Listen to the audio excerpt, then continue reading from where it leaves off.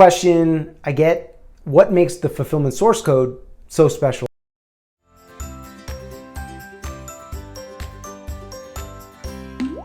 The short answer is, I'm not an academic.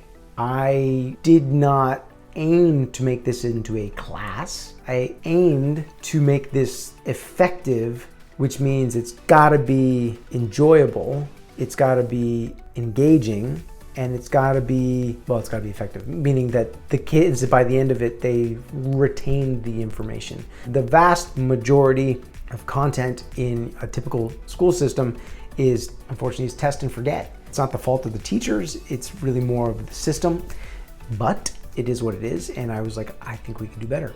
And so from the get-go, we were designing the entire program to be more like an adventure course than an academic course. And like a game or like a story, there's a cohesiveness to it that it starts here and you keep working, you keep looping back. It's just like you keep getting reintroduced to the characters of a story. And by the end of that story, like a Harry Potter, you know who Harry Potter is. You know through what he has done and why he's done it and all the different ways he's gone through this. It's like some of the concepts that we use, perception being so important about your reality. And I know that there is reality and then there's your own personal reality. The way you perceive things, the story you tell yourself is very, very much going to impact the way you live your life. Are you going to look for the bad? Or are you going to look for the good?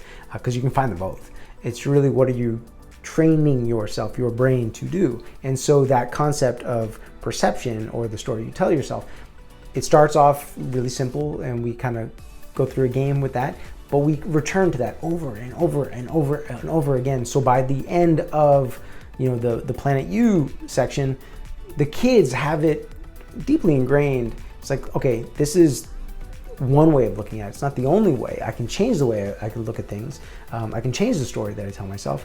I have that power to do so. But it's like that story. It's like the character where you get reintroduced, and by the end of it, you're just it's so baked in. So yeah, that's how it is different. This is more like an adventure that the kids go on, and they uncover these things themselves. It's designed in a way that I'm not telling you what you should or should not do. It's more along the lines of, okay, let's do this stuff. What are you finding that's helpful to you?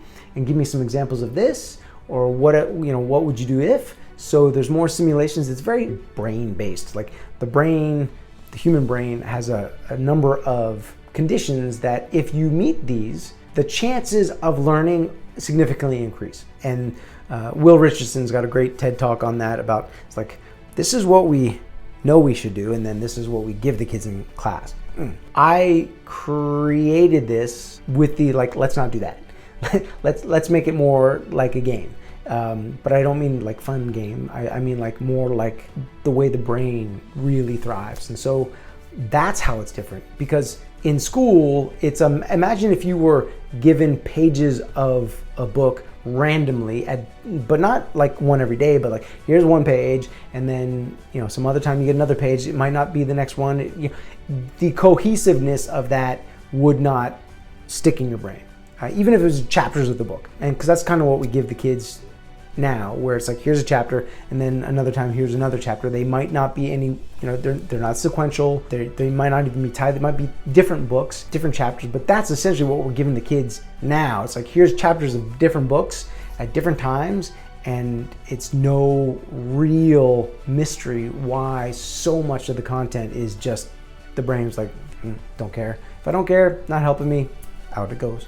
So we made it different. We did it in a way that the kids would like. That's the biggest